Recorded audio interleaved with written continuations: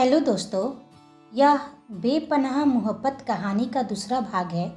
Please आप पहला भाग ज़रूर देखें ताकि आपको कहानी समझ में आए। चलिए हम इस कहानी की तरफ बढ़ते हैं।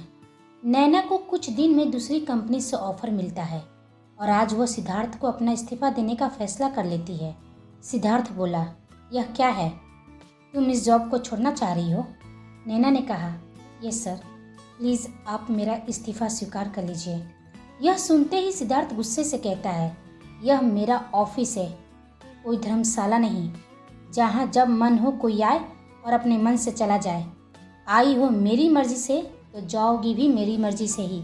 तुम्हें क्या लगा कि मैंने तुम्हें ऐसे ही जूनियर मैनेजर का पोस्ट दे दिया? बेवकूफ़ समझी हो? नैना उसकी बात सुन हैरत में पड़ गई। मैं कुछ समझी नहीं सर, साफ साफ कहिए। सिद्धार्थ अपने चेहरे पर सातिर मुस्कान के साथ बोला, जो लड़की 5 साल पहले मुझे किसी अमीर लड़के के लिए धोखा दे सकती है, उस पर इतनी आसानी से भरोसा कर लूँगा? मुझे मालूम था कि जहाँ तुम्हें कहीं और ऑफर मिला तुम फिर से छोड़कर चली जाओगी। वह उसके रेजिग्नेशन पेपर को फाड़ते हुए कहा, तुम मेरी कंपनी के साथ 5 साल के लिए बॉन्ड साइन की हो। So miss Naina, you can't go back to your work. यह सुनते ही नैना गुस्से से उसकी आंखों में झांकते हुए बोली, आखिर चाहते क्या हो? कभी मेरे साथ अच्छे से बिहेव करते हो तो कभी मुझे तकलीफ देने में बहुत मज़ा आता है। क्यों कर रहे हो? बार बार मुझे टॉर्चर करने से अच्छा है कि एक बार में ही मुझे सज़ा सुना दो। सिद्धार्थ टेढ़ी मुस्कान देते हुए बोला, टॉर्चर? इसका मतलब तुम समझती भी हो? मेरे ख्याल से नहीं। जब तुमने मेरे सच्चे प्यार को ठुकरा दिया था, मेरे परिवार वाले ने कितनी बेइज्जती झेली है इसकी तुमने कल्पना भी नहीं की होगी। और इन सब के बावजूद भी मैंने अपने सच्चे प्यार के लिए तुम्हारे सामने गिड़गिड़ाया था और तुम्हें मुझ पर तरस नहीं आई थी। वह होता है टॉर्चर। अभी तो शुरुआत है मिस नैना। जब तक अपनी और अपने पूरे परिवार की बेइज्जती का बदला नहीं ले लूँगा तब तक तुम्हें मुझसे आज़ादी नहीं मिलेगी। यह सुनते ही नैना की आंखें भर आई और साथ में कहते कहते सिद्धार्थ की भी आंखें डबडबा गई थी। सिद्धार्थ गुस्से से चिल्लाते हुए बोला, जाओ अपना काम करो, जाओ मेरे सामने से। सिद्धार्थ की नफरत में भी उसके लिए प्यार छुपा हुआ था। नैना ने कांपते स्वर में पूछा, तुम मुझसे इतनी नफरत करते हो कि मुझसे बदला लेना चाहते हो? सिद्धार्थ ने कहा, कुछ ऐसा ही समझ लो मिस नैना। अब जाओ, मेरा टाइम वेस्ट मत करो। नैना वहाँ से चली जाती है। सिद्धार्थ खुद से ही सवाल करता है कि वह नैना को अपने आप से दूर क्यों नहीं जाने देता है। क्या वह आज भी नैना को भूल नहीं पाया है या नैना के प्रति उसका नफरत है जो उससे दूर नहीं जाने देती? त्रिशा और सिद्धार्थ की सगाई की डेट नज़दीक थी। संडे का दिन था। आज दोनों को अपनी अंगूठी सिलेक्ट करने जाना था। दूसरी तरफ नैना के घर की घंटी बजती है। देखा तो उसकी बेस्ट फ्रेंड रेवा थी। दोनों एक दूसरे से मिलकर बहुत खुश होते हैं। रेवा ने कहा, जल्दी से रेडी हो जाओ, हम बाहर चल रहे हैं। लेकिन क्यों? इतनी मुश्किल से संडे मिलती है, बाहर क्यों जाना? नैना ने पूछा।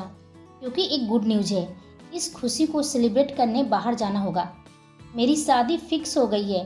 पापा मेरी और रोहन की शादी के लिए मान गए हैं। नैना ने खुशी जाहिर करते हुए कहा, सच? कॉन्ग्रेट्स, फाइनली लव बर्ड्स की शादी होने वाली है।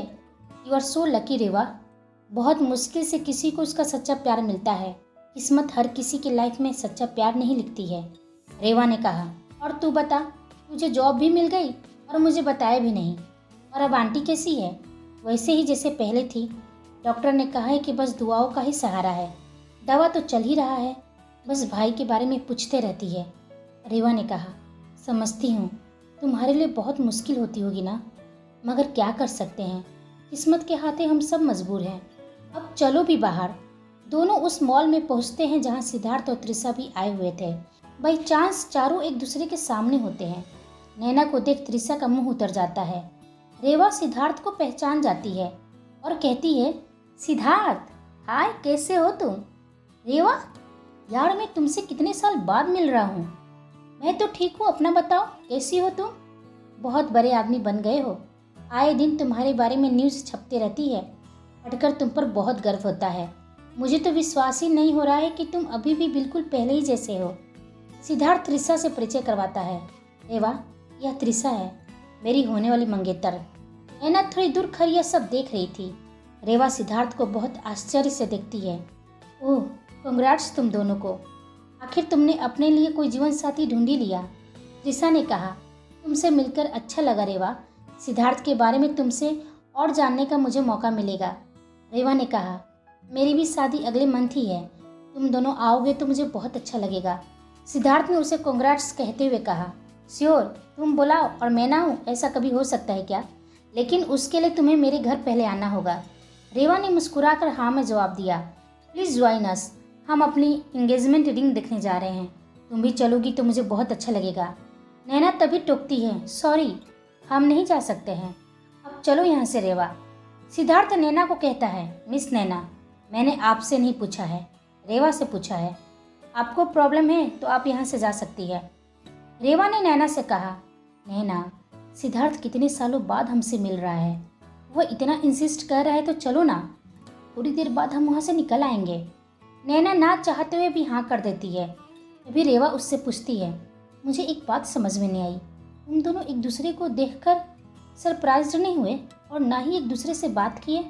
नैना ने कहा, मैं जिसके ऑफिस में काम करती हूँ वो ऑफिस सिद्धार्थ का ही है। सच? तूने मुझे पहले क्यों नहीं बताया? सिद्धार्थ की नज़रें बार बार नैना पर चली जा रही थी। शायद वह नैना को जलाना चाह रहा था, इसलिए त्रिशा को बड़े प्यार से कहता है, त्रिशा, तुम्हें जो पसंद है वो ले लो। आफ्टर ऑल हमारी ज़िंदगी का सबसे खूबसूरत पल आने वाला है, तुम्हारी पसंद का ही रिंग मैं पहन लूँगा।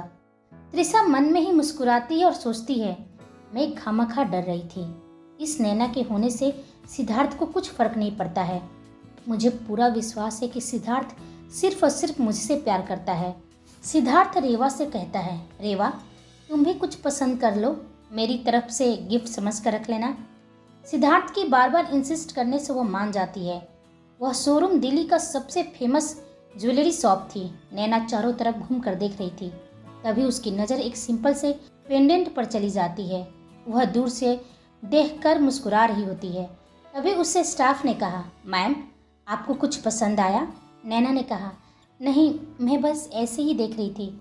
मैम, यह पेंडेंट 2.5 लाख की है, आपके गले में बहुत अच्छी लगेगी। सॉरी, मुझे नहीं लेना है। सिद्धार्थ यह देख उससे कहता है, ले लो, तुम्हारे पापा के लिए 2.5 लाख कुछ भी नहीं है, और वह नहीं अफोर्ड कर पाएंगे तो मैं तुम्हें गिफ्ट कर देता हूँ। यह सुन नैना वहाँ बहुत एम्बैरेस फील करती है और कहती है, थैंक यू सर, लेकिन मुझे नहीं चाहिए। नैना बोली, रेवा, तुम्हें रुकना है तो तुम रुक सकती हो, लेकिन मुझे निकलना होगा। रेवा सिद्धार्थ से कहती है, सिद्धार्थ, मुझे नैना के साथ जाना होगा, फिर हम बाद में मिलते हैं। तुम्हारे घर मुझे इनविटेशन कार्ड भी तो लेकर आना है। चलो मैं चलती हूँ। सिद्धार्थ रेवा को ड्रॉप करने के लिए बाहर निकल आता है। नैना बाहर रेवा का वेट कर रही होती है। सिद्धार्थ पूछता है, रेवा, एक बात बताओ, नैना ने मुझे इतना बड़ा धोखा दिया, फिर भी तुम उसके साथ हो? तुम तो हम दोनों की बेस्ट फ्रेंड थी ना, फिर ऐसे धोखेबाज लड़की के साथ तुम्हारा रहना क्या ठीक है?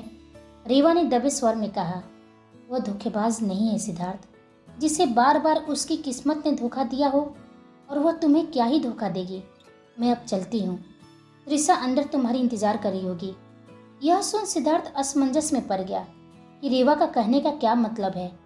आखिर रेवा ने ऐसा क्यों कहा कि नैना उसे धोखा नहीं दे सकती है? पूरे रास्ते सिद्धार्थ को रेवा की कही बात याद आ रही थी। इधर रेवा नैना से सवाल करती है, तुमने अभी तक सिद्धार्थ को सच नहीं बताया कि तुमने उसे धोखा क्यों दिया? तुम्हारे धोखे देने की क्या मजबूरी थी? इसमें सच बताने की क्या बात है रेवा? मुझे सिद्धार्थ से कोई रिश्ता नहीं रखना है। वाह नैना, वह आज तक तुम्हारी बेवफाई में तड़प रहा है। उसे भरोसा नहीं हो रहा है कि तुमने उसे धोखा दिया है, जिससे वो बेइंतहा प्यार करता था। उसने एक पल में उसका हाथ को झटक दिया, और तुम उसके सवालों का जवाब नहीं देना चाहती हो? क्या उसे सच जानने का अधिकार नहीं है? मैं उसे क्या बताऊं? वह मुझसे नफरत करता है, ऑफिस में मुझे टॉर्चर करने का बहाना ढूंढता है। वो कभी मेरी बात को नहीं समझेगा।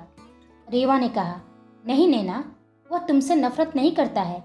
यदि वह नफरत करता ना, तो उसकी आंखों में तुम्हारे लिए आंसू नहीं रहते, उसके दिल में वह दर्द नहीं होता। उस धोखे को वह आज तक भूल नहीं पाया है। नैना, किस्मत एक बार तुझे फिर मौका दे रही है। शायद सच बताने से फिर से तुम दोनों के रिश्ते ठीक हो जाएं, तुम्हारा प्यार तुम्हारी जिंदगी में वापस लौट आए। नैना ने कहा, प्लीज रेवा, अब बंद भी करो। जो चैप्टर 5 साल पहले बंद हो चुका है, उसे खोलने की दोबारा कोशिश मत करो। तभी कमरे से धड़ाम से गिरने की आवाज़ आई। रेवा और नैना दौड़ कर गए तो देखा कि नैना की माँ बिस्तर से गिरी हुई थी। नैना उन्हें जल्दी से उठाकर बेड पर लेटाती है और उसकी माँ नैना से अपने बेटे के बारे में पूछती है। यह देख नैना की आंखें भर जाती है और वो रेवा से कहती है, देखो रेवा, मैं फिर से अपने अतीत के पन्ने को नहीं खोलना चाहती हूँ, वरना यह सच मेरी माँ को सबसे ज़्यादा तकलीफ देगी और मुझे अपनी माँ को नहीं खोना है। सिद्धार्थ इधर अपने कमरे में बैठ नैना के बारे में सोचने लगता है। 5 साल पहले दोनों एक ही कॉलेज में थे, MBA फर्स्ट ईयर के स्टूडेंट थे। सिद्धार्थ अपने कॉलेज का सबसे बेस्ट सिंगर भी था। उसे गाना गाना बहुत पसंद था। कोई भी कल्चरल प्रोग्राम होता तो उसे इन्फॉर्म किए बिना ही उसका सिंगिंग प्रोग्राम में नाम डाल दिया जाता। उसी कॉलेज में नैना जो बहुत अच्छी डांसर थी, दोनों की मुलाकात ऐसे ही कल्चरल प्रोग्राम के दौरान हुआ था। तब वो मुलाकात कैजुअल था। नैना बहुत पैसे वाले घर से थी, ऐसा उसके कॉलेज में शोर था, लेकिन उसकी वेशभूषा बहुत सिंपल थी। वही सिद्धार्थ अपने कॉलेज का हीरो था, जिसको जैसी उसकी ज़रूरत होती सिद्धार्थ अपने तरीके से उसकी मदद करता। इसलिए पूरा कॉलेज में सिद्धार्थ फेमस हो गया था। स्टार्टिंग में सिद्धार्थ नैना को बिल्कुल पसंद नहीं था। सिद्धार्थ का बोलचाल, पहनने का ढंग नैना को पसंद नहीं आता था। वह सिद्धार्थ से दूर ही रहना पसंद करती। जहाँ लड़कियाँ सिद्धार्थ की दीवानी थी, वहीं नैना सिद्धार्थ को देखना भी पसंद नहीं करती थी। ऐसे ही एनुअल प्रोग्राम में दोनों एज डांसर और सिंगर परफॉर्म करने वाले थे। किस्मत से जिस गाने पर नैना डांस करने वाली थी, वही गाना सिद्धार्थ गाने वाला था। रेवा दोनों की कॉमन और बेस्ट फ्रेंड थी। रेवा ने सोचा कि यदि इन दोनों की दोस्ती हो जाएगी तो एनुअल प्रोग्राम का फर्स्ट अवार्ड यही दोनों ले जाएंगे। इसलिए दोनों को एक साथ ही परफॉर्म करने का सुझाव दिया और सिद्धार्थ मान भी गया, लेकिन नैना ने बिल्कुल मना कर दिया। कुछ दिन रेवा को समय लगा नैना को मनाने के लिए। आखिर उसने भी नैना को मना ही लिया। रिहर्सल के बहाने दोनों एक दूसरे से घुलने मिलने लगे और दोनों में अच्छी दोस्ती हो गई। नैना समझ गई कि वो सिद्धार्थ के बारे में बहुत गलत सोचा करती थी। अब वो धीरे धीरे उसको पसंद करने लगी थी। एक दिन यूं ही सिद्धार्थ ने उससे पूछा, तुम इतना अच्छा क्लासिकल डांस करती हो, तुम्हें तो डांसर बनना चाहिए था, फिर कहाँ MBA में पड़ गई? नैना ने कहा, यही सवाल तो मैं भी तुमसे कर सकती हूँ, बताओ तुम क्या जवाब दोगे? वह बोला, मैं ठहरा मिडिल क्लास फैमिली से, हमारे लिए सिंगिंग हमारा शौक हो सकता है, पैसे कमाने का जरिया नहीं। मेरे भैया दिल्ली पुलिस के ASI हैं, पापा का छोटा सा दुकान है, बनारस में पूरी फैमिली भैया छोड़ सभी सेटल है। बहुत मुश्किल से मेरे लिए MBA की पढ़ाई के लिए पैसे जोड़ पाए हैं। नैना ने कहा, तुम बनारस से हो? चलो हम में एक चीज़ तो कॉमन है, क्योंकि हम भी बनारस से हैं। मेरे पापा के दादाजी अंग्रेज़ों के ज़माने में बहुत बड़े ज़मींदार थे। पूरे बनारस में उनका काफ़ी नाम था, इसलिए हम खानदानी अमीर हैं। बनारस के उस गांव को पंडितों का गांव कहा जाता है। मेरे पापा धर्म कर्म में बहुत बढ़कर हिस्सा लेते हैं। मेरे भाई वो पापा के साथ गांव में ही उनका बिजनेस देखता है। सिद्धार्थ ने पूछा, बिजनेस? गांव में कौन सी बिजनेस? बहुत सारे हमारे खेत खलियान हैं, 2-4 चिमनियाँ हैं, ऐसे ही थोड़ा बहुत है। पापा ने मुझे पूरा फ्रीडम दिया कि मैं जो चाहूँ कर सकूँ। रेवा मेरी बचपन की फ्रेंड थी, वो MBA करना चाह रही थी। मैंने भी सोचा चलो उसके साथ मैं भी MBA कर लेती हूँ, और फिर हम दोनों यहाँ पर आ गए। ऐसे ही दोनों की बातें कब उनके मन में एक दूसरे के प्रति प्रेम को जगा दिया, यह उन्हें भी मालूम नहीं चला। जब दोनों ने एनुअल डे पर साथ में परफॉर्म किया तो हर कोई उनके सोए हुए प्रेम को हवा देना शुरू किया। यही कहते कि दोनों साथ में बहुत अच्छे लगते हैं। इनका प्रेम तो राधा और कृष्ण की तरह है। दोनों जमाने से बेखबर और खुद से भी अनजान हैं। बनारस भी दोनों का आना जाना साथ में ही होने लगा। सिद्धार्थ नैना को सच्चा प्यार करने लगा था, लेकिन वह अपने दिल की बात नैना की हैसियत के बारे में सोचकर कहने से झिझक रहा था, और नैना को भी अपने दिल की बात कहने में असहज महसूस होता था। एक दिन रेवा ने नैना से कहा, यह क्या बात हुई यार, सारी दुनिया को खबर है इस साइलेंट लव स्टोरी के बारे में। फर्स्ट ईयर से फाइनल ईयर में आ गए हो, अब तो तुम दोनों एक दूसरे से कह दो, वरना पास आउट भी हो जाओगे और इस क्यूट सी लव स्टोरी पर ब्रेक लग जाएगी। नैना मुंह बनाते हुए बोली, पहल तो उसे करनी चाहिए, अपने उस दोस्त को जाकर समझाना। कौन रोका है उसे अपने दिल की बात कहने से? तुम्हारी हैसियत, जो वो सोचता है कि तुम महलों की गुड्डी और वो मिट्टी का गुड्डा है। देख नैना, इस वैलेंटाइन डे तुम दोनों के प्यार के नाम, वरना फिर मौका नहीं मिलेगा। नैना ने काफ़ी सोचा और वैलेंटाइन डे पर सिद्धार्थ को प्रपोज करने का फैसला किया, और वह दिन भी आ गया जब नैना ने पूरे कॉलेज के सामने गाने के साथ प्रपोज किया था सिद्धार्थ को। इतना प्यार तुम्हें करते हैं आज हमें मालूम हुआ। पूरा ऑडिटोरियम तालियों की आवाज़ से गूंज उठी और सिद्धार्थ उसे गोद में उठाकर झूम उठा। वक्त के साथ उनका प्यार गहरा होते चला गया। वाराणसी जाते समय सिद्धार्थ ने नैना को कई बार अपनी भाभी मेहर से भी मिलवा चुका था। सिद्धार्थ की फैमिली नैना को लेकर बहुत खुश थी। एक दिन सिद्धार्थ ने कहा, नैना, मेरी फैमिली में तुम मेरी भाभी से मिल चुकी हो। मेरे घर में सभी को तुम्हारे बारे में सब कुछ मालूम है। अब तुम भी अपने घर में हमारे बारे में बता दो। हमारा कैंपस सिलेक्शन तो हो ही गया है। इससे पहले कि मैं बाहर चला जाऊं, हमारी फैमिली को हमारे बारे में पता होनी चाहिए ताकि वे निश्चिंत रहे और तुम्हारी शादी का कहीं और बात ना चलाए। नैना ने कहा, तुम सही कह रहे हो। मुझे अब अपनी फैमिली को तुम्हारे बारे में इन्फॉर्म कर देना चाहिए। मैं आज ही अपने पापा से बात करती हूँ और कल मैं खुद तुम्हारे घर आकर तुम्हारी फैमिली को ये गुड न्यूज़ दूंगी। दरवाजे पर किसी के दस्तक से सिद्धार्थ अतीत की गहराइयों से बाहर आया। सामने देखा तो त्रिशा मुस्कुरा रही थी। उसे देख सिद्धार्थ को एहसास हुआ कि भविष्य अतीत की परछाइयों से ज़्यादा खूबसूरत है, लेकिन मन में चल रही उथल पुथल को शांत करना भी जरूरी है और वह जानता था कि इस तूफान को शांत कैसे करना है। त्रिशा उसकी बाहों में आकर लेट जाती है और उससे कहती है, सिद्धार्थ, आई एम सॉरी। वह पूछा, यह किस लिए? वो क्या है ना, मुझे लगा था कि तुम उस नैना को ज़्यादा ही अटेंशन दे रहे हो। ऐसा नहीं था कि मुझे तुम पर भरोसा नहीं था, बस वो लड़की मुझे कुछ फास्ट लग रही थी। लेकिन आज जब तुमने शोरूम में मुझे प्यार से देखा ना, फिर मुझे मेरी गलती का रियलाइज़ हुआ। सिद्धार्थ ने कहा, तुम्हें किसी के लिए इतना जजमेंटल नहीं होना चाहिए। वो सिर्फ मेरे लिए एक एम्प्लॉय है और कुछ नहीं। भले सिद्धार्थ का जुबान कुछ भी कहे, लेकिन दिल नैना को ही महसूस कर रहा था। अब सगाई में 1 सप्ताह ही बचे थे। जोर शोर से तैयारियां चल रही थी। ऑफिस में बैठे सिद्धार्थ का मन अशांत था। तभी उसे नैना अपनी तरफ आते हुए दिखाई दी। वह जानकर अपने काम में लग गया। नैना की आज चेहरे पर उदासी दिखाई दे रही थी। वह शायद कुछ कहना चाह रही थी, लेकिन होठ जैसे सिली गए हो। खामोशी तोड़ते हुए सिद्धार्थ ने पूछा, कुछ काम था? नैना अब भी खामोश थी। उसकी आंखें नम हो गई थी। वह समझ नहीं पा रही थी कि वो सिद्धार्थ के पास क्यों आई है। सिद्धार्थ उसकी मन की दशा को समझ रहा था। वह फिर से बोला, जब लगे कि तुम जो कहना चाहती हो मुझसे कह सकती हो, तभी मेरे सामने आना। नैना दबे पाँव वापस लौट आई और सभी की नज़रों से छुपकर ऑफिस के स्टोर रूम के अंदर चली गई। दरवाज़ा बंद करके फुट फुट कर रोने लगी, लेकिन मिस्टेक से दरवाज़ा लॉक हो गया था और नैना को यह मालूम ही नहीं चला। रोने से जब उसका मन हल्का हो गया था और अब वह बाहर जाने की हुई, लेकिन दरवाज़ा उससे खुल ही नहीं रहा था। वह पूरी कोशिश करती रही, लेकिन नाकामयाब रही। इधर ऑफिस के वॉक ऑफ होने पर सभी अपने घर लौटने लगे। तभी सिद्धार्थ की फ़ोन की रिंग बजती है। देखा तो नैना का नंबर था। उसने उठाया। उधर से नैना हांफते हुए बोली, सर मुझे बचा लीजिए। सिद्धार्थ घबरा गया। वह कहा, कहाँ हो तुम? क्या हो गया नैना, तुम ठीक हो ना? सर, मैं स्टोर में फंस गई हूँ। कहते ही फ़ोन कट गया। काफ़ी देर फंसने की वजह से नैना की हालत खराब हो गई थी। सिद्धार्थ दौड़ते हुए स्टोर रूम की तरफ भागा। मैं आ गया हूँ नैना, तुम ठीक हो ना? सर, यहाँ बहुत सारे कॉकरोच हैं, मुझे डर लग रहा है। जैसे तैसे करके सिद्धार्थ ने दरवाज़ा खोला। स्टोर रूम में लाइट नहीं थी। नैना पसीने से लथपथ हो गई थी। देखते ही सिद्धार्थ के गले लग गई। डर से उसकी आवाज़ नहीं निकल रही थी और वो नैना को बाहर बैठा पानी देते हुए पूछा, तुम वहाँ क्या करने गई थी? पहले फ़ोन क्यों नहीं किया? लेकिन नैना खामोश थी, क्योंकि उसने बहुत बार फ़ोन किया था, लेकिन नेटवर्क कमज़ोर होने की वजह से किसी का फ़ोन ही नहीं लग रहा था। उसके हाथ पैर काँप रहे थे, जैसे कोई डर उसे घेर रखा हो। उसकी ऐसी हालत देख सिद्धार्थ को उस पर दया आ गई। चलो, मैं तुम्हें तुम्हारे घर ड्रॉप कर देता हूँ। नैना ने कहा, नहीं, मैं ठीक हूँ, मैं खुद चली जाऊँगी।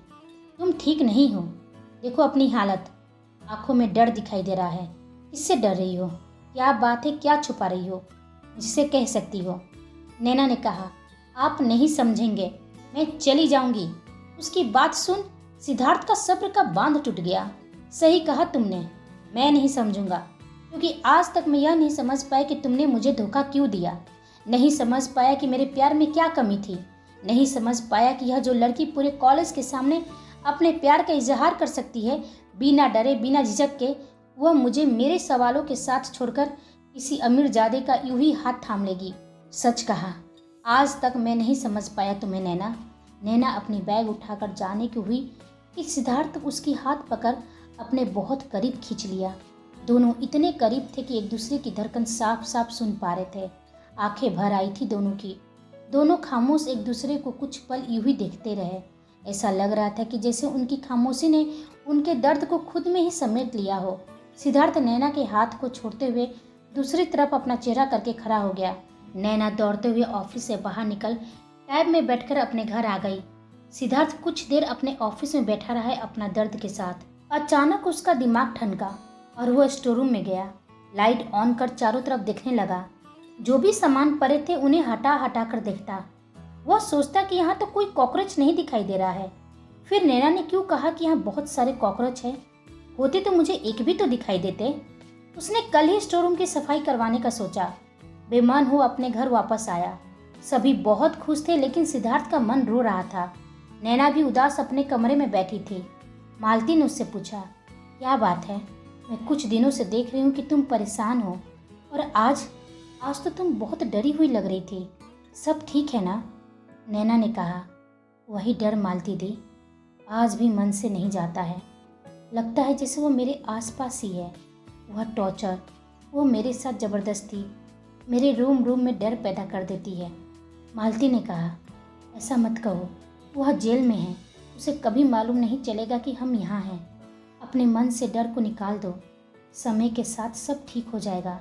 मालती ने उसे अपनी गोद में लेटा सुलाने की कोशिश करती रही और खुद से ही भगवान से प्रार्थना करती, भगवान अब इसकी ज़िंदगी में दुख मत देना। बहुत मुश्किल से इसने खुद को संभाला है, अब कोई भी समस्या इसको छू ना पाए।